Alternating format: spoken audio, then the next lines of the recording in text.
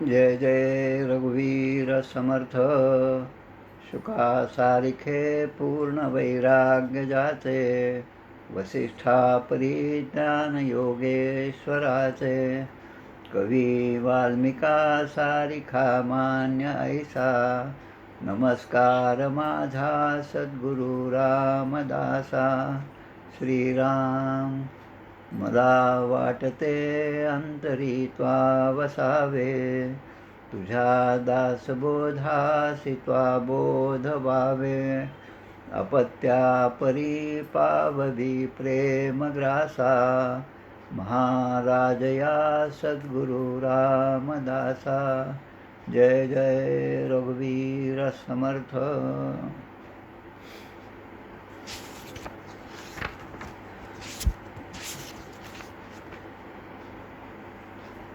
दशक 8 समास 2 सूक्ष्म आशंका निरूपण. आज आपल्याला हा दुसरा भाग पाहायचा आहे. 55 ओव्यांपैकी जवळपास 24 ओव्या काल आपण पाहिल्या. त्यामध्ये मुख्य प्रश्न जो होता तो म्हणजे दोन प्रकारचे श्रोते आहेत किंवा दोन प्रकारची माणसं असतात. एक ज्ञानी आहे आणि एक अज्ञानी आहे. ज्ञानी माणसाला विश्व आहे पण ते नसल्यासारखं वाटतं, आणि अज्ञानी माणसाला परब्रह्म असूनसुद्धा ते नसल्यासारखं वाटतं. आता महत्त्वाचं कोण आहे या ठिकाणी? तर परब्रह्म हे महत्त्वाचं आहे.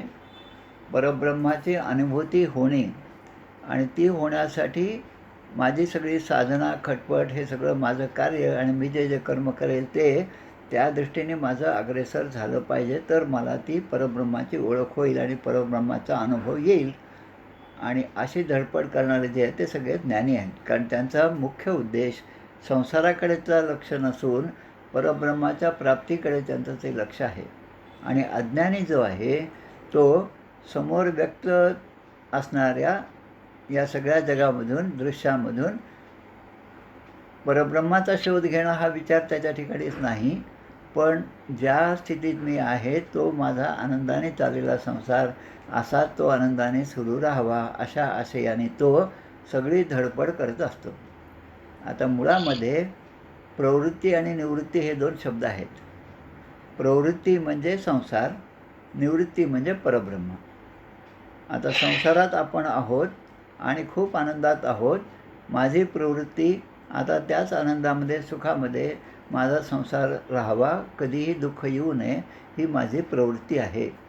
पण या संसारातून मला निवृत्ती प्राप्त व्हावी आणि खऱ्या अर्थाने परब्रह्माशी मी एकरूप व्हावं, हा विषय, हा विचार माझ्या मनाला कधीच येत नाही, तो अज्ञानी. काल आपण एक संदर्भ घेतला होता बृहदारण्यक उपनिषदाचा.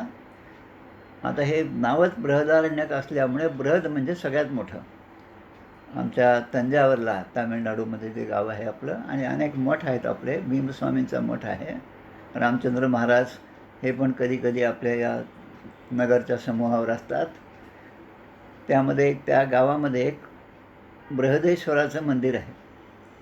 आता नावच बृहदेश्वर असल्यामुळे बृहद म्हणजे खूप मोठं, ते खरं अर्थाने खूप मोठं आहे. जर आपण म्हटलं की मी एके दिवशी त्या ठिकाणी जाऊन महादेवाला 108 प्रदक्षिणा घालेल, असं जर म्हटलं तर 108 प्रदक्षिणा नाही, 50सुद्धा आपण घालू शकत नाही, इतकं ते मोठं मंदिर आहे. तसं हे बृहदारण्यक उपनिषद, अनेक उपनिषद, काही तर खूप लहान आहेत, अगदी 15 आणि 20 मंत्र असणारे उपनिषद आहेत. आणि ह्या उपनिषदामध्ये जवळपास 6 अध्याय आणि प्रत्येक अध्यायात ब्राह्मण. आता यामध्ये भाषा बदलली. ग्रंथराज दासबोधामध्ये जसं 20 दशकं, दोन्हीचे समास, प्रत्येक दशकामध्ये 10 समास, तसं यामध्ये 6 अध्याय आहेत एकूण, आणि प्रत्येक अध्यायामध्ये ब्राह्मण आहेत. म्हणजे समासाला तिथे ब्राह्मण म्हटलेलं आहे आणि त्यांची संख्या कमी जास्त अशी होते. त्यामधला जो विचार आपण काल पाहिला तो नेह नानास्ति किंचन, या जगामध्ये अनेकत्व आहे हीच मुळी मान्य नाही या उपनिषदाला. अनेकत्व नाहीच, सगळीकडेच परब्रह्म आहे. म्हणजे ज्ञानी माणसाचा जो विचार आहे तो घेऊनच हा पूर्ण ग्रंथ किंवा हे उपनिषद तयार झालेला आहे. म्हणून आता जगाकडे पाहण्याचा आपला दृष्टिकोन काय आणि तो आपल्याला कसा बदलता येईल याचा विचार या ठिकाणी व्यक्त केलेला आहे. काल जो आपण पाहिला आशंका निरूपण, दशक 9 समास 1. आणि त्यानंतर आता आपण पाहतो सूक्ष्म आशंका, परब्रह्माबद्दलची शंका, सूक्ष्म आशंका, आणि त्याचं निरसन समर्थ करत आहेत. आणि मग त्यासाठी काल आपण काही उदाहरणं घेतली होती. देव ठाईचा निर्गुण, तरी सृष्टी करता कोण, करतेपणाचे सगुण नाशिवंत. देव ठाईचा निर्गुण, भगवंत निर्गुण आहे, निर्गुण निराकार, त्याला आकार नाही, निर्गुण म्हणजे त्याला गुण नाही. आणि सगळी सृष्टी हे अष्टधा प्रकृती आहे, पंचमहाभूते आणि 3 गुण याने मिळून ती अष्टधा प्रकृती झालेली आहे. आणि मग या अष्टधा प्रकृतीला निर्माण करणारा जो आहे तो निर्गुण कसा असेल? कारण निर्गुण म्हणजे ते काहीतरी निर्माण करण्याची पण आवश्यकता नाही, त्याला इच्छाच नाही काही करावं, काही घडावं, काही माझ्या हातून व्हावं, हा विचारसुद्धा ज्याच्यामध्ये मनामध्ये नाही तो निर्गुण, म्हणजे कुठल्याही प्रकारचा गुण नाही. आपल्या केमिस्ट्रीमध्ये आपण म्हणतो ओडरलेस, पाणी कसं ओडरलेस, म्हणजे त्याला कुठलाही वाससुद्धा नाही. आणि त्याला जो वास असेल त्याचा अर्थ त्यामध्ये काहीतरी मिसळलेलं आहे. आणि मग अशा परब्रह्माने मायेचा आश्रय घेऊन हे 3 गुण धारण करून ते या दृश्याच्या रूपामध्ये आपल्यासमोर प्रगट झालेलं आहे. आता ही भगवंताची लीला आहे. कमलाकर कुलकर्णी यांनी बंद करावा त्यांचा माईक कृपया, काकांचा आवाज येत नाहीये त्याच्यामुळे. आता ह्या कर्तेपणा जो आहे तो कोणाकडे द्यायचा हा प्रश्न या ठिकाणी आहे. देवे विण नुसती माया, कोण नेईल विलया, आम्हा भक्ता सांभाळाया कोणीच नाही. की देव नाही म्हटलं तर मग आमचा उद्धार कोण करणार?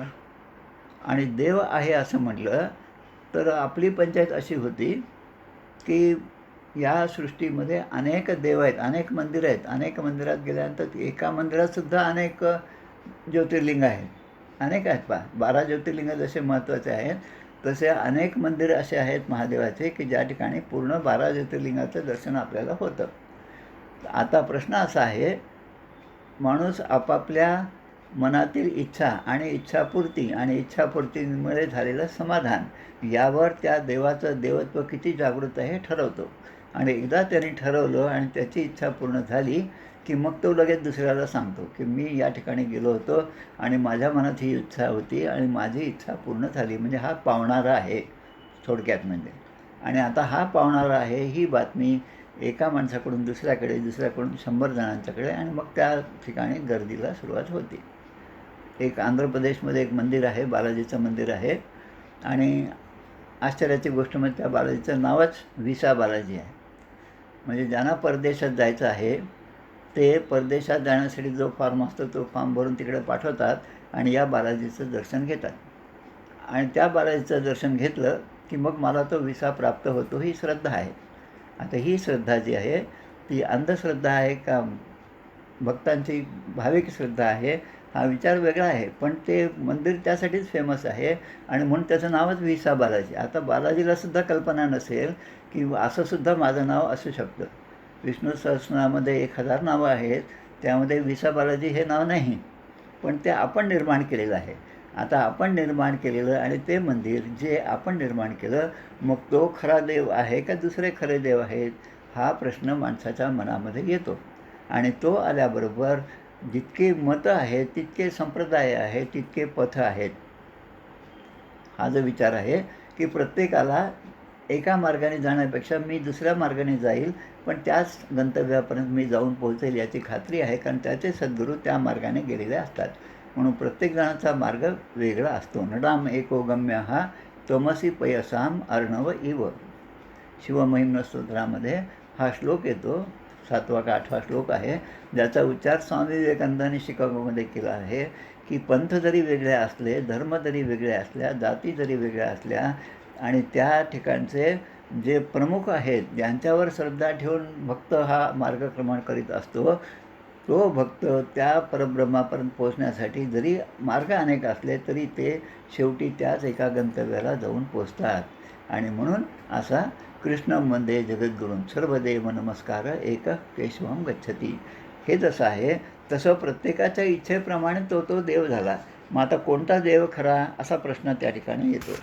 आणि मग त्या देवाने ही माया निर्माण केली आता तरी तो कैसा आहे ईश्वर मायेचा कैसा विचार, तरी हे आता सविस्तर बोलिले पाहिजे. ही आपली 24वी वर्ष ओवी कालची होती.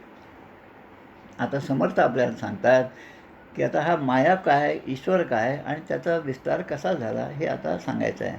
म्हणून आता हे महत्त्वाचा भाग आता मी सांगत आहे. समर्थ म्हणतात, श्रोते व्हावे सावधान, एकाग्र करून या मन, आता कथानुसंधान सावध ऐका.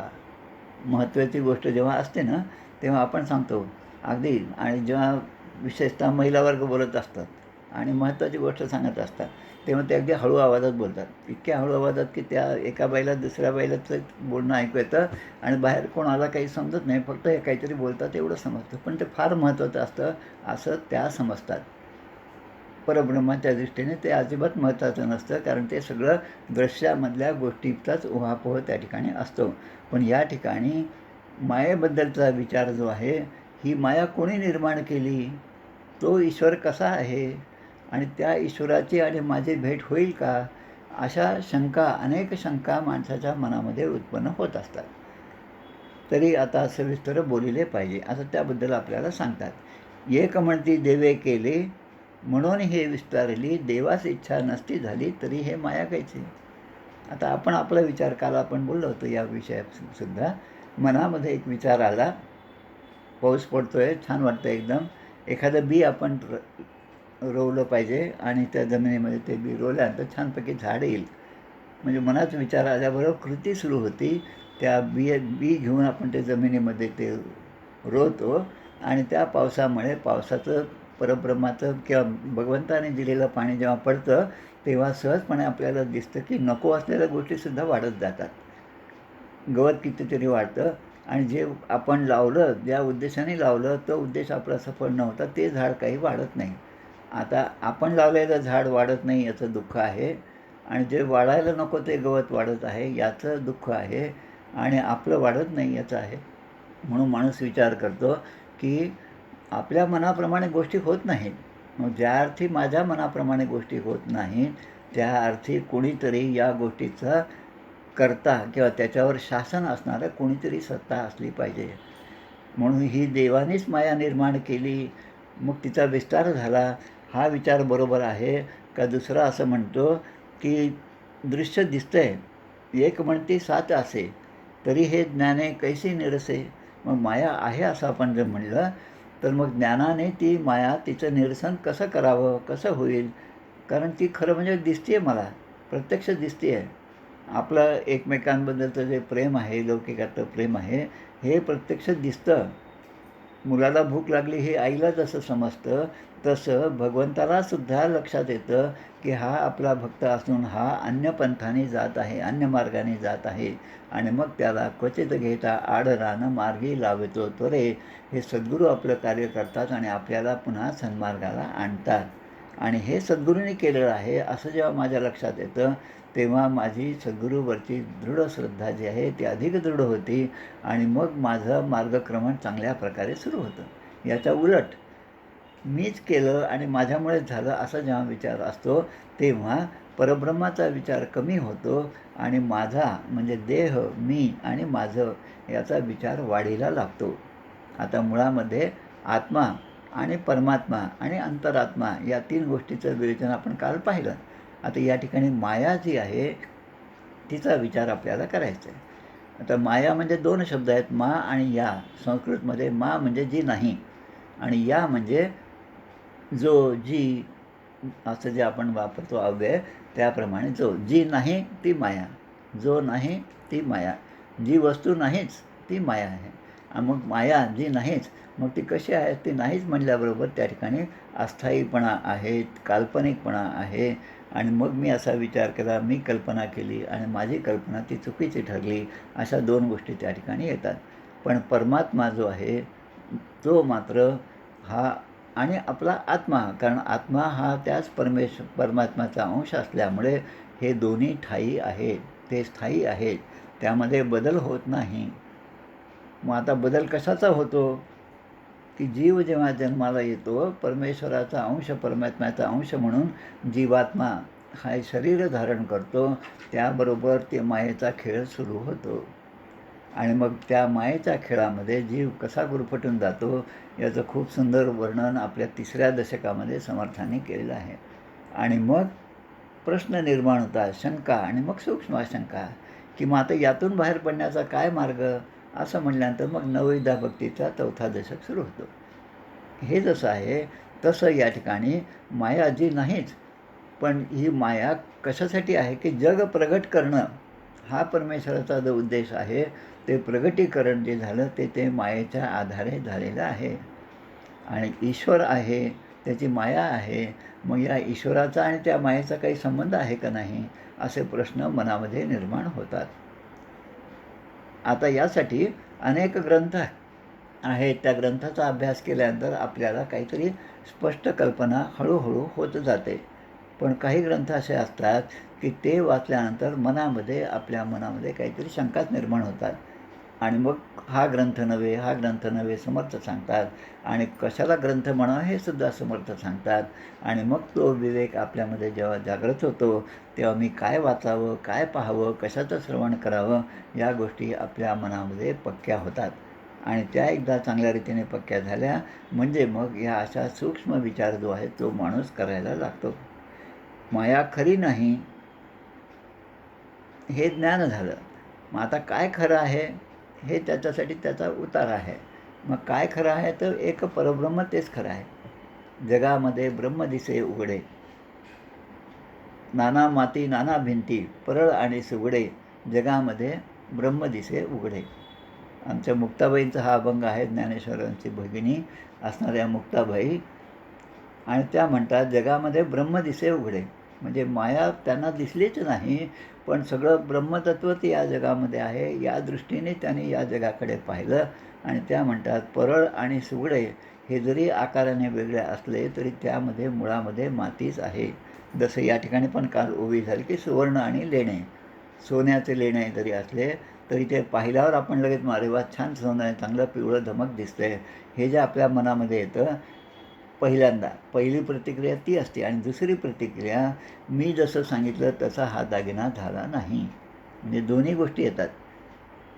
परब्रह्माचा विचार येतो आणि तो लगेच मावळतो. आणि मग मी सांगितलं तसं काही त्याने केलं नाही म्हणून ते दुःख, ती नाराजी लगेच आपल्या जीवामध्ये व्यक्त होती. मग लगेच जाऊन मग पुन्हा ते गडणावर द्या, पुन्हा पैसे द्या, पुन्हा 4 चकरा मारा आणि मग मनाप्रमाणे आणा. आता सगळं मनाप्रमाणे झालं म्हणून समाधान आहे असं म्हणतो, तोपर्यंत त्यामध्ये काहीतरी भंग होतो. अभंग नाहीच ते, त्यामुळे तो भंग होणार आणि मग खणलं आणि म्हणून मग पुन्हा ते सगळं दुःख आलं. मग अशा मायेमध्ये जो गुरफटला आहे त्याला त्या मायेतून बाहेर काढण्याचं काम हे सद्गुरू करीत असतात. आता या ठिकाणी अनेक ओव्या दिलेल्या आहेत एकानंतर एक, की देव निर्गुण आहे असं जर म्हटलं तर मग या देवाच्या ठिकाणी इच्छा कशी निर्माण झाली? आणि एक देव तरी आहे का? हजारो देव आहेत. मग याला देव म्हणायचे का त्याला देव म्हणायचे? मी कशाची आराधना करायची?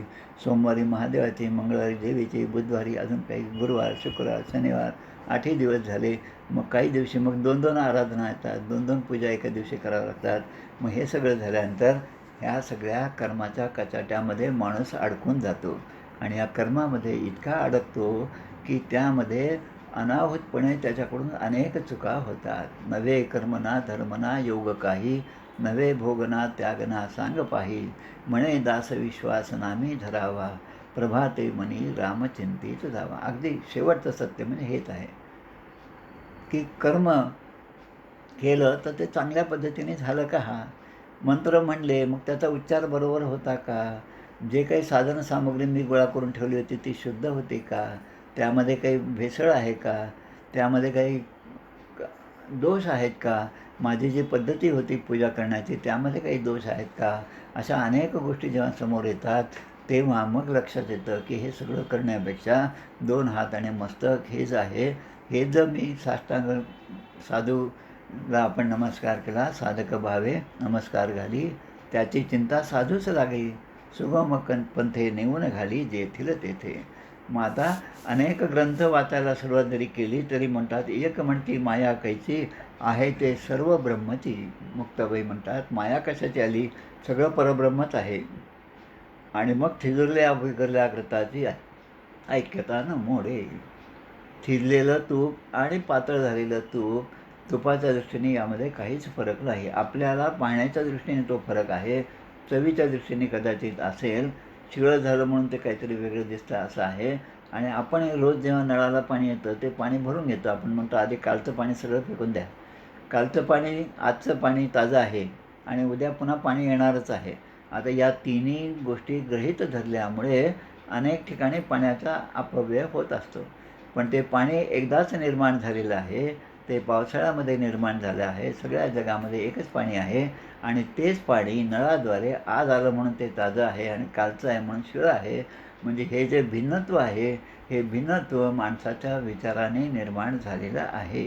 कारण ही पंचमहाभूतं जी आहेत ती काही निर्माण होत नाही, ती आहेतच ती.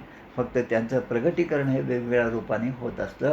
म्हणून ते ताजं आहे, हे शिळं आहे असं आपल्याला वाटतं. अन्यथा ते सगळं परमेश्वराने दिलेलं आहे. परमेश्वराने ज्या ज्या गोष्टी दिल्या त्यामध्ये कुठल्याही प्रकारचा बदल नाही. त्यात कारण त्याने दिलेल्या आहेत आणि आपण जे केलं की आता आमची गाडी फार जुनी झाली, आपण विकत घेतली होती, मग आता नवीन पाहिजे.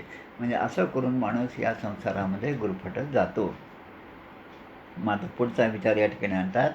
आता हे सोने आणि सोन्याच्या दागिन्याचा पण आपण विचार पाहिला. अलंकार आणि सुवर्ण तेथे नाही भिन्नपण, आटाआटी व्यर्थ सीण म्हणती एक. एक म्हणती सर्व ब्रह्म, हे न कळे जयास वर्म. सगळंच परब्रह्म आहे, सगळीकडे तेच आहे.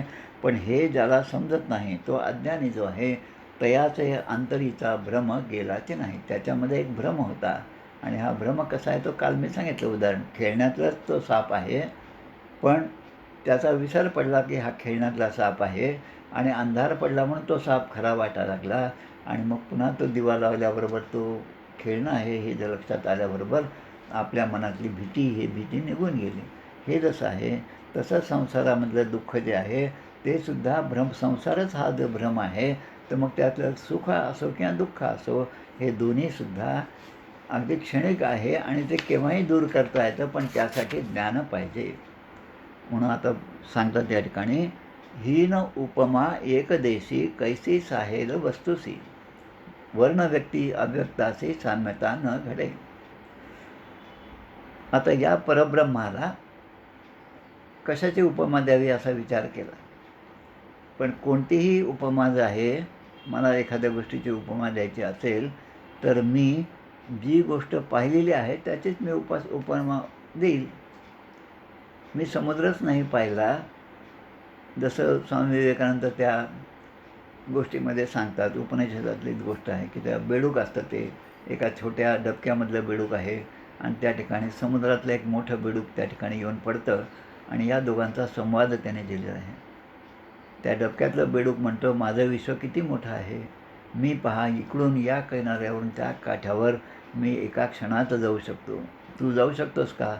आता तो म्हणतो की या समुद्रातलं बेडूक म्हणतो की हे डबकं आहे, हे लहान आहे, हे मला माहिती आहे, कारण मी मोठ्यातून आलेला आहे, मी त्या परब्रह्माचा अंश असणारा आत्मा आहे आणि तू या डबक्यामध्ये आहेस, म्हणजे या शरीराच्या बंधनामध्ये तू आहेस. म्हणून तुला असं वाटतं की माझंच खरं आहे आणि माझंच मोठं आहे असा विचार तुझ्या ठिकाणी आहे. जोपर्यंत बृहद भव्यतेचा अनुभव येत नाही, परमेश्वराच्या कृपेचा, परमेश्वराच्या अस्तित्वाचा, परमेश्वर सगळीकडे आहे ह्या ज्ञानाचा उदय होत नाही, तोपर्यंत माणूस हा आपल्या सीमित विचारांनी आनंदामध्ये असतो. पण जेव्हा अशा मोठ्या लोकांची भेट होती, चांगला सत्संग लाभतो, तो सत्संग लाभल्यामुळे त्याला आत्तापर्यंत मी ज्या आनंदात होतो ते खऱ्या अर्थाने आनंदच नव्हतं हा त्याच्या लक्षात येतं. आणि म्हणून समर्थ आपल्या सद्गुरुस्तवन या समासामध्ये सुद्धा म्हणतात, सद्गुरूंचं वर्णन करायचं आहे तेव्हा ते म्हणतात, मायेच्या बळे करीन श्रवण, ऐसे वांछित होते मन, माया झाली लज्जायमान काय करू. सद्गुरूंचं वर्णन आणि अनेक उपमा देतात आणि मग प्रत्येक ठिकाणी ते म्हणतात, सद्गुरूचे म्हणावे कल्पतरू, तरी हा कल्पने तिथे विचारू, कल्पवृक्षाचा अंगीकारो कोण करे. त्यांना सागर म्हटलं तरी तो अत्यंतचे क्षार, मेरू म्हटलं तरी तो खूप अवघड आहे, चढून जाण्यासाठी अवघड आहे आणि तो स्थिर आहे. सद्गुरू तर सगळीकडेच आहेत. समुद्र आणि लाटा याचेसुद्धा उपमा आहे. मग यामध्ये समुद्र हा स्थिर आहे, तळाशी तो स्थिरच आहे. वर आपल्याला लाटा हे परिवर्तन जे आहे ते वरवरचं आपल्याला दिसतं. आता हे परिवर्तन संतांच्या ठिकाणी कसं दिसतं याचा थोडासा विचार करूया. माझं नेहमीचं आवडतं उदाहरण आहे ते पुन्हा पुन्हा सांगतो. आमचे साखरखेड्याचे प्रल्हाद महाराज परब्रह्म स्वरूप असणारे रामदासी आहेत. प्रल्हाद महाराज रामदासी गोंदवलेकर महाराजांच्या शिष्यांपैकी एक असणारे. ते प्रवासामध्ये होते, बरोबर शिष्यमंडळी होती, गाडीमध्ये खूप गर्दी होती. त्या गर्दीमध्ये कोणीतरी दुसऱ्या प्रवाशाने जो हातात चहाचा कप घेतला आणि तो कप घेता घेता कोणाचा तरी धक्का लागला आणि तो चहा त्याचा सांडला. आणि झालं असं की त्या चहाच्या जी चव आहे चहाची, ती चव योगायोगाने महाराजांच्या चेहऱ्यावर सुद्धा तो 1-2 थेंब पडले आणि 1-2 ओठावर पण पडले असते. आता इतर जी भक्त मंडळी होती, महाराजांचे बरोबरचे शिष्य होते, ते म्हणतात, अरे यांना समजत नाही का महाराज असं कसं केलं यांनी, म्हणून ते भांडायला जातात. महाराज म्हणतात, अरे थांबा, त्याची काही चूक नाही बिचाऱ्याची. आज त्याच्यामुळे मला या चहाची चव तरी कळाली. म्हणजे प्रसंग तोच आहे. त्या प्रसंगाकडे पाहण्याचा दृष्टिकोन वेगळा आहे आणि दृष्टिकोन जर आपला बदलला तर आहे त्या घटनेमध्ये निर्माण होणारं दुःख हे दुःख नाहीच, सुख हे सुद्धा सुख नाही. पण त्या घटनेतून काहीतरी मी शिकलं पाहिजे हा जो विचार आहे तो कोणामध्ये येऊ शकतो? जो ज्ञानी आहे, ज्याची मती स्थिर आहे, ज्याची बुद्धी जी आहे ती परमेश्वराच्या ठिकाणीच समर्पित झालेली आहे, त्याला या अशा लहान लहान लाटांचा काही परिणाम होत नाही. मग ते सुखाची असो किंवा ती दुःखाची असतो. एखादा दृष्टांत देऊन सुद्धा ते सांगतात की अदृश्य, अव्यक्त, रंगरहित, सूक्ष्म आणि सर्वदेशी असं परब्रह्म आहे. आणि सोन्याचा जर विचार केला तर सोनं हे अपूर्ण आहे आणि ब्रह्म हे पूर्ण आहे. मग आता पूर्णाला अपूर्णाचा दृष्टांत कसा काय देता येईल? आता असा सगळा विचार करत गेलं तर मग आपल्याला 2 गोष्टी दिसतात की दृश्यच आपल्यासमोर आहे आणि ब्रह्म किंवा परब्रह्म हे दुसरीकडे आहे. आता सोनं जे आहे ते व्यक्त आहे, रंगयुक्त आहे आणि अपूर्ण आहे. पण ब्रह्म जे आहे ते अव्यक्त आहे, रंगरहित आहे आणि ते पूर्ण आहे. मग आता या ठिकाणी अजून एक गोष्ट महत्त्वाची असते की आत्मवस्तू जी आहे तिची तुलना या लौकिक गोष्टींची करता येते का? करता येणारच नाही. आत्माराम हा जो समर्थांचा ग्रंथ आहे त्या ग्रंथामध्ये अशा अनेक ओव्या आहेत आणि मुख्यतः त्यातला जो 3रा समास आहे तो सुद्धा समास आजच्या या समासाच्या दृष्टीने महत्त्वाचा आहे. आता हे जे 3 ग्रंथ आहेत, ग्रंथराज दासबोध, आत्माराम आणि मनाचे श्लोक, याचं नेहमी वाचन हे आपल्याकडून झालं पाहिजे. आता आपण जी एक योजना नवीन सुरू केली, काय 1 महिने झाले असतील, 1.5-2 वर्ष. दर महिन्यामध्ये प्रत्येक अष्टमीला या 3 ग्रंथाचं पारायण पूर्ण होतं आणि ते पारायण पूर्ण झाल्याचा मेसेज मला येतो आणि त्याप्रमाणे अष्टमीच्या दिवशी दुपारी त्या सगळ्या याद्या तयार करून सज्जनगडावर पाठविल्या जातात आणि नवमीच्या दिवशी पारायण करणाऱ्यांची पूर्ण यादी समर्थचरणी त्या ठिकाणी अर्पण होत असते. आता यामध्ये हा जसा समास आता आज मला आहे यावर बोलायचं आहे 8-2 कारण आज. तर या पारायणाच्या अंतर्गत अखंड दासबोध पारायणाअंतर्गत आज सकाळीच माझं जर समास वाचन दशक वाचन झालं तर 6वा दशक होता. 6व्या दशकामधल्या सुद्धा अनेक ओव्या ज्या आहेत त्या हा समास समजण्यासाठी उपयुक्त होतात. जसं 9व्या दशकातल्या पहिल्या समासाची ओळीसुद्धा जशी उपयोगाची आहे तसं समर्थाने अनेक ठिकाणी हे जे सिद्धांत आहेत ते सिद्धांत अनेक ओव्यांमधून मांडलेले आहेत. पण त्याचं स्मरण आपल्याला त्या काळी झालं पाहिजे आणि ते झालं तर त्यांचा हा दासबोध आपल्याला हळूहळू समजायला लागतो. ते म्हणतात, वेगळेपणाची मात ते लटके वंदेची सुता, म्हणून या अभिन्नता मुळीच आहे. अजन्मा होता निजेला तेणे स्वप्नी स्वप्न देखिला, सद्गुरू शरण गेला संसार दुःखे. अजन्मा म्हणजे कोण? की अविनाशी असा आत्मा, त्याला जन्म नाही. आत्मा हा नेहमीच असणार आहे. आत्म्याला शांती प्राप्त हो आपण जर संदेश देतो कोणी गेल्यावर,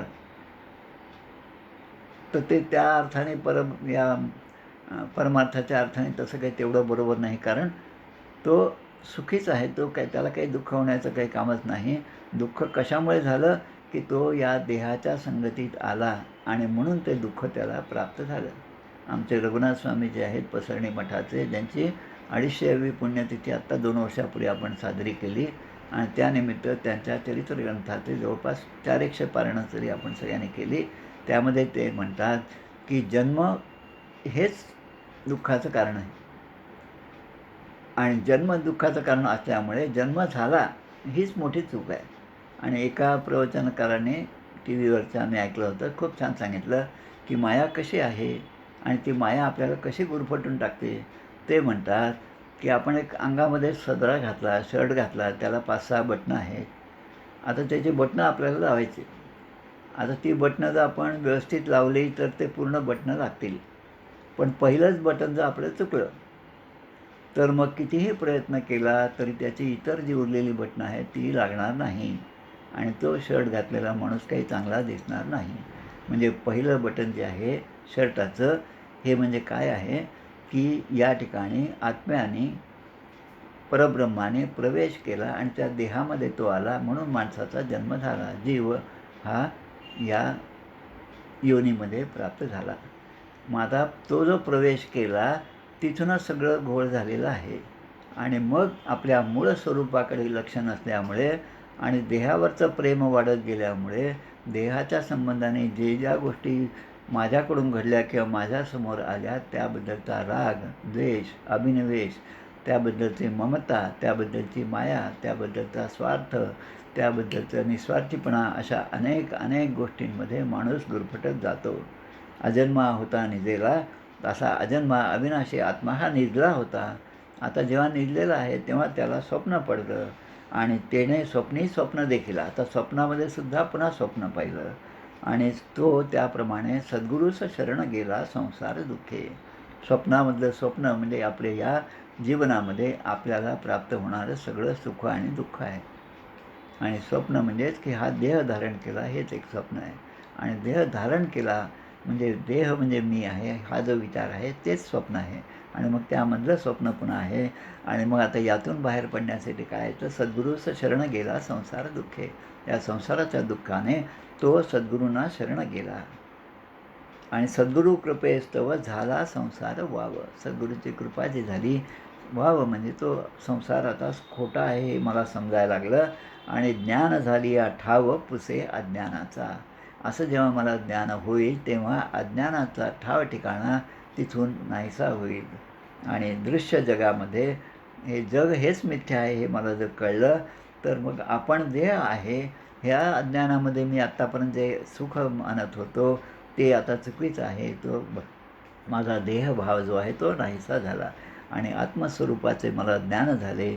असं जेव्हा होईल तेव्हा मग असा प्रश्नच उरणार नाही की मी देह धारण केला आणि देहाच्या योगे या सगळ्या गोष्टी मला भोगाव्या लागतात. मग जे काही भोगायचं आहे ते परब्रह्माच्या आज्ञेने जे जे माझ्या वाट्याला येईल ते मी आनंदाने भोगेन. कारण ही सद्गुरूंची कृपा आहे, भगवंताची कृपा आहे आणि माझं त्यामध्ये काहीच नाही. हा गुण, हा विचार अखंडपणे आपण जपला तर मग त्या ठिकाणी कुठल्याही प्रकारचा धोका नाही आणि शेवटी पुन्हा आपल्याचं परब्रह्माशी ऐक्य हे असंच राहणार आहे. सगळ्या संतांचे चरित्र जेव्हा आपण वाचतो, तुकाराम महाराजांसारखं चरित्र वाचा आणि त्याच तुलनेमध्ये आमच्या शांती ब्रह्म एकनाथ महाराजांचं चरित्र वाचा.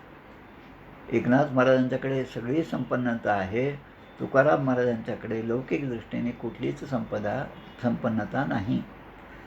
पण दोघेही तेवढ्याच आनंदात आहेत.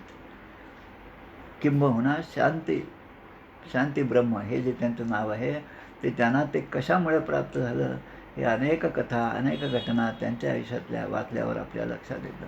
मग अशी शांती आपल्या ठिकाणी का नाही? संसार किती जरी फाटका असला तरी पण तुकाराम महाराज पांडुरंगाच्या ध्यानामध्ये इतके मग्न व्हायचे की त्यांना इतर गोष्टीचा विचारच नव्हता. आपल्या नशिबाने आपल्याला चांगले चांगले सिनेमासुद्धा टी व्हीवर पाहायला मिळतात. मग आता त्यामधले कोणते सिनेमे पाहायचे कोणते नाही याची निवड जर आपण विवेकाने केली तर अशा संतांच्या चरित्रावरचे जे सिनेमे असतात त्यामधून आपल्याला खूप चांगल्या गोष्टी घेण्यासारख्या आहेत. प्रत्यक्ष तुकाराम महाराज आपल्या डोळ्यासमोर उभे करतात आणि त्यामध्ये ते सगळे त्या ऊसाचं पूर्ण मोळी घेऊन येतात. लहान मुलं ऊस मागतात, प्रत्येकाला ते ऊस देतात. घरी आल्यावर मात्र एकच ऊस असतो त्यांच्याकडे मोठाच्या मोठा, आणि त्यांची पत्नी तीसुद्धा रागाने त्याचे 4 तुकडे करते. ते म्हणतात, बरं झालं तू 4 तुकडे केले, आता मला माझ्या 4ही मुलांना वाटून देता येतील.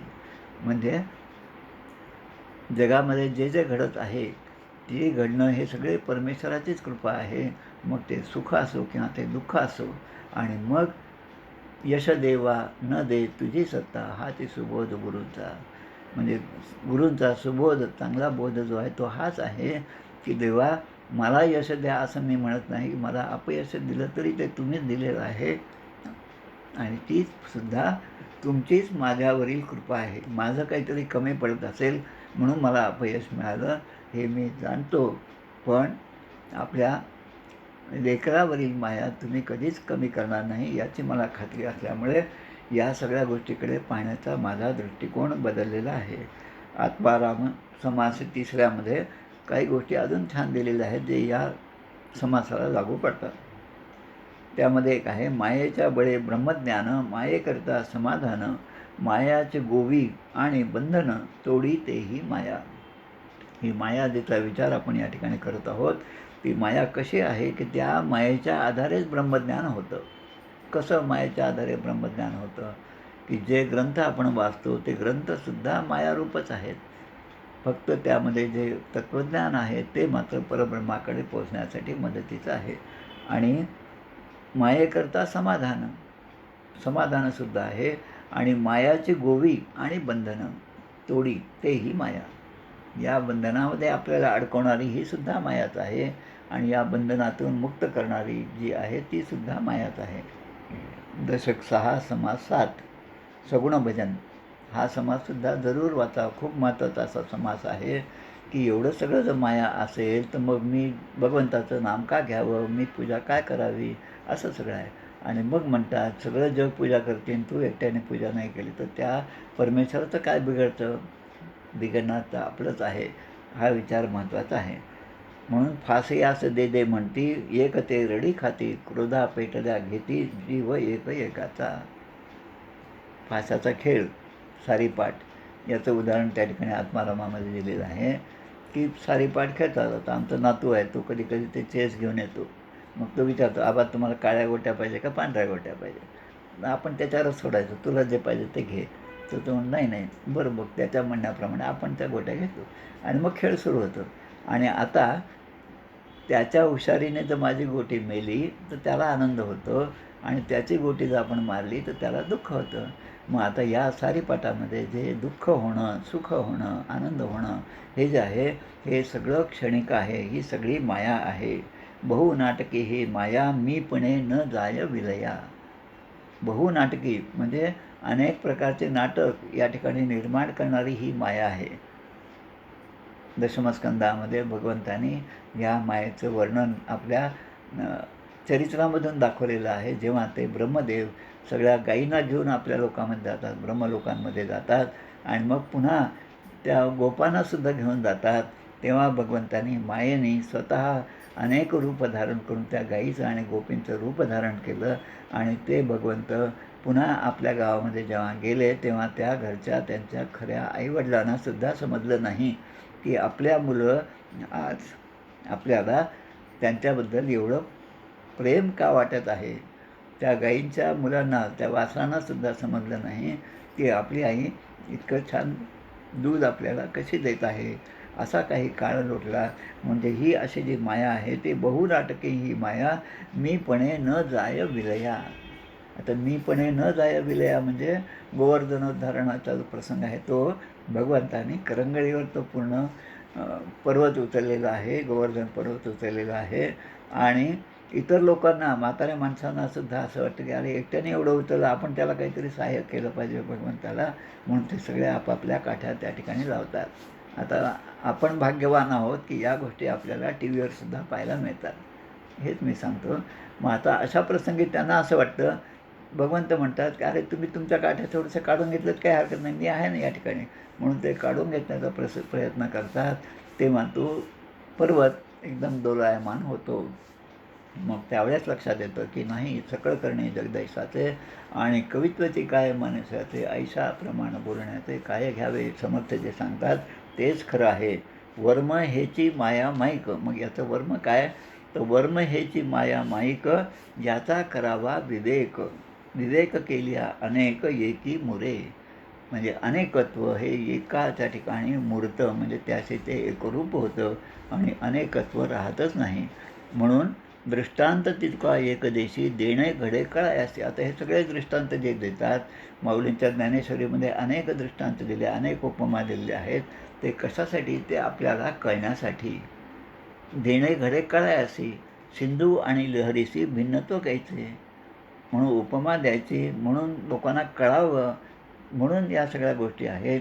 पण कैचा सिंधू कैची लहरी असं दुसरे म्हणतात. कशाचा सिंधू, कशाचा समुद्र, कशाचे त्याच्या लाटा. आचळासी चळाची सरी, साचा ऐशी ओडंबरी मानूचे नाही. ऐसा वाद एकमेका, लागता राहिली आशंका. मुळामध्ये शंका होती की परब्रह्माच्या ठिकाणी ही माया कशी निर्माण झाली, देवाच्या ठिकाणी ही इच्छा कशी निर्माण झाली. हा जो आमचा मूळ प्रश्न होता तो अजून तसाच राहिला. हे सगळं ऐकलं तरी पण मूळ प्रश्न तसाच राहिला. तेच आता पुढे ऐका सावध होऊ नये. म्हणून आता पुन्हा समर्थ आता आपल्याला पुढच्या समासाचं बीजारोपण या ठिकाणी करतात. आणि पुढचा समाससुद्धा सूक्ष्म आशंका निरूपण याच नावाचा आहे. माया मिथ्या कळू आली, परी ते ब्रह्मी कैसी झाली. आता म्हणतात की आतापर्यंत मी एवढ्या 52 ओळ्या सांगितल्या, ऐकणारा श्रोता म्हणतो आणि आपणही म्हणतो, माया मिथ्या कळू आली. माया मिथ्या हे कळालं. परी ते ब्रह्मी कैसी झाली. आता पुन्हा आमचा तो मूळ प्रश्न तसाच राहिला. म्हणावी ते निर्गुण केली, तरी ती मुळीच मिथ्या. ती मुळामध्येच मिथ्या आहे. वंध्येची सुता, वंध्याचं जे आहे तर तिला कसा मुलगा होईल. आणि मग त्या वंध्याच्या सुतेचं लग्न आणि त्याचं निमंत्रण पत्रिका, आणि ती मला आली नाही म्हणून त्याचं दुःख आणि त्याबद्दलचं भांडण, हे सगळं खोटंच आहे. हे नंतर लक्षात आलं. म्हणून म्हणावी ते निर्गुण केली, परी ते मुळीच मिथ्या. मिथ्या शब्दी काहीच नाही, तेथे केले कोणे काही. करणे निर्गुणाच्या ठाई, हेही अघटित. निर्गुणाच्या ठिकाणी काही होत आहे हे सुद्धा अघटित, हे बोलणंसुद्धा बरोबर नाही. म्हणून करता ठाईचा अरूप, केले तेही मिथ्यारूप. तथापि फेडू आक्षेप श्रोत्यांचा आक्षेप जो आहे तो आता पुढल्या समासामध्ये मी पुन्हा तो दूर करून त्यांना पुन्हा आता निशंक करणार आहे. म्हणून ते काही गोष्टी या समासात सांगतात, काही गोष्टी पुढच्या समासात सांगतात. सूक्ष्म आशंका निरूपण नावाचा हा दशक 8वा समास दुसरा झाला. आणि आता तिसरा समाससुद्धा याच अर्थाने आहे. अरे जे झालेच नाही त्याची वार्ता पुसची काही, तथापि सांगो जेणे काही संशय नव्हे. निशंक होण्यासाठी, तुझ्या मनातल्या सगळ्या शंकांचं निरसन होण्यासाठी, जे झालेच नाही त्याची वार्ता तू जर विचारत असेल तर आता मी तुला हे सगळ्या गोष्टी सांगतो. म्हणून ते पुढच्या समासामध्ये येतात. आणि मग आपल्याला म्हणजे हे ग्रंथ इतके चांगले आहेत की त्यांच्या वाचनाने, त्यांच्या अभ्यासाने इतर गोष्टींबद्दलचा विचार करण्याचं, बोलण्याचं सुद्धा वेळ माणसाला मिळत नाही. आणि त्या ग्रंथाच्या विवरणामध्ये, त्या ग्रंथाच्या विचारांमध्ये माणूस जो घडून जातो तसा विवेके करावा नेटकाकरिता फिका होत जातो. असा संसार जो आहे, संसार मुळीचं व्हावं, म्हणजे संसाराचं खोटेपणा लक्षात येणं आणि भगवंताचं कर्तृत्व लक्षात येणं, भगवंताची कृपा लक्षात येणं आणि योग आणि क्षेम जे माझ्यावर आहे ते कुठल्या दृष्टीने आहे हे जर माझ्या लक्षात आलं तर मी केव्हाही आनंदातच राहणार आहे. दुःख औषधेशी न सापडे. दुःख हे औषधासाठी सुद्धा सापडणारे असं माऊली म्हणतात. तशी स्थिती सहजपणे निर्माण होईल. याप्रमाणे या दुसऱ्या भागाचं विवेचन दशक 8 समास 2चं या ठिकाणी मी पूर्ण करतो. आपण छान संधी दिली मला असेच विचार मांडण्याची. त्यामुळे माझ्या मनामध्ये सुद्धा अनेक शंका होत्या, त्यासुद्धा दूर होण्यास मदत होती. त्यामुळे आपल्या सर्वांचं मी अत्यंत आभारी आहे. जय जय रघुवीर समर्थ. श्रीराम जय राम जय जय राम. जय जय रघुवीर